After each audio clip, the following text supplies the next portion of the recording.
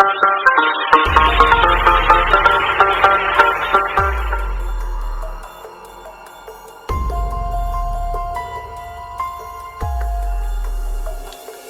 kebijakan ketiga kita adalah kebijakan baru dalam mengalokasikan BOS afirmasi dan BOS kinerja untuk sekolah-sekolah yang paling membutuhkan. Berikutnya. Ya, seperti yang kita tahu dan sebelumnya sudah kita umumkan beberapa kali bahwa BOS reguler sebelum pandemi COVID-19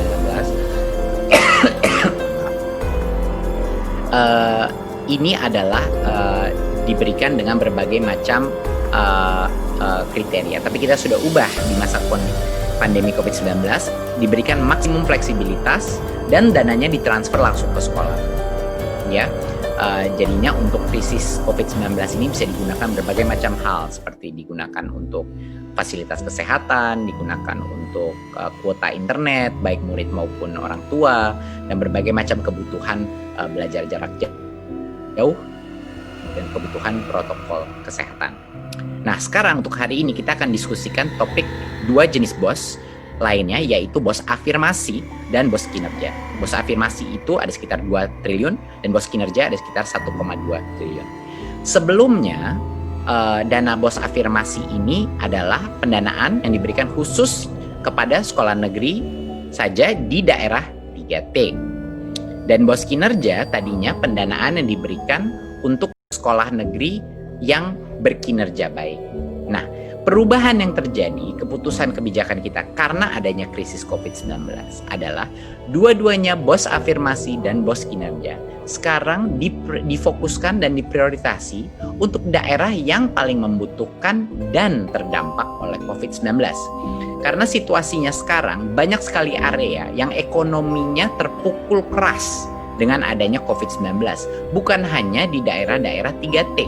Ada banyak daerah yang terpukul ekonominya keras yang mungkin tidak di daerah 3T. Misalnya di beberapa daerah di kota-kota. Ya, tapi yang daerah yang kemampuan ekonominya cukup rendah dan karena terdampak dengan berbagai macam pembatasan social distancing sehingga faktor ekonominya pun kita pertimbangkan. Dan yang tadinya ini hanya untuk sekolah negeri, kita buka pendanaan BOS afirmasi dan BOS kinerja untuk sekolah swasta. Kenapa kita lakukan ini? Karena kami seperti perguruan tinggi swasta. Sekolah swasta ini sebagai institusi mereka paling rentan karena banyak sekali pembayaran SPP mereka tertunda, banyak sekali orang tua yang tidak bisa membayar SPP pada saat ini, sehingga dari sisi keuangan mereka paling rentan. Dan yang kita tidak mau terjadi adalah banyak sekali sekolah-sekolah swasta yang akhirnya tutup karena kondisi krisis ekonomi yang disebabkan oleh COVID-19. Jadi ini adalah upaya pemerintah untuk memastikan memberikan bantuan untuk daerah yang paling butuh ini mendapatkan BOS afirmasi dan BOS kinerja, tapi bukan cuma sekolah negeri tapi juga sekolah swasta yang menurut kami malah lebih lagi rentan di daerah-daerah. Berikutnya.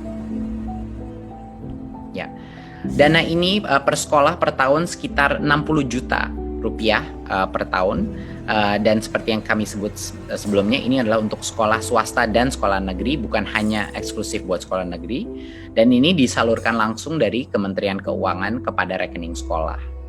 Ya, dan penggunaannya persis sama seperti BOS reguler, aturannya maksimum fleksibilitas, bisa digunakan untuk pembayaran guru honorer, bisa dibayarkan untuk tenaga kependidikan yang non guru, bisa digunakan untuk kebutuhan belajar dari rumah, pulsa, paket data, dan juga untuk protokol kesehatan COVID-19. Jadi ini sama prinsipnya sama BOS reguler, maksimum fleksibilitas dan agar kepala sekolah percaya diri untuk bisa menggunakan anggaran ini untuk segala kebutuhan sekolahnya di masa krisis ini.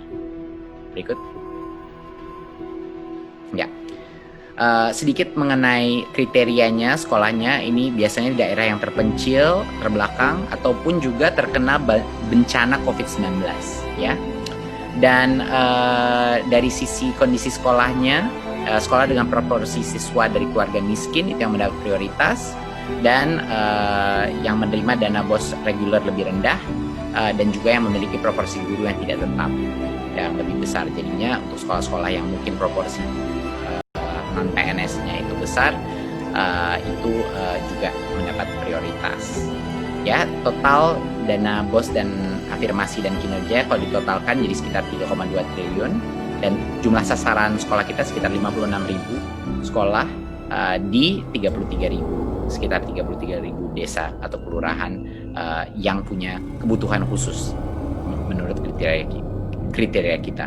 Ini semua akan ditetapkan melalui Permendikbud nomor 23 2020 dan Permendikbud nomor 24 2020 dan juga Kepmendikbud nomor 581. Jadi semua ketentuan hukumnya sudah pasti. Berikut.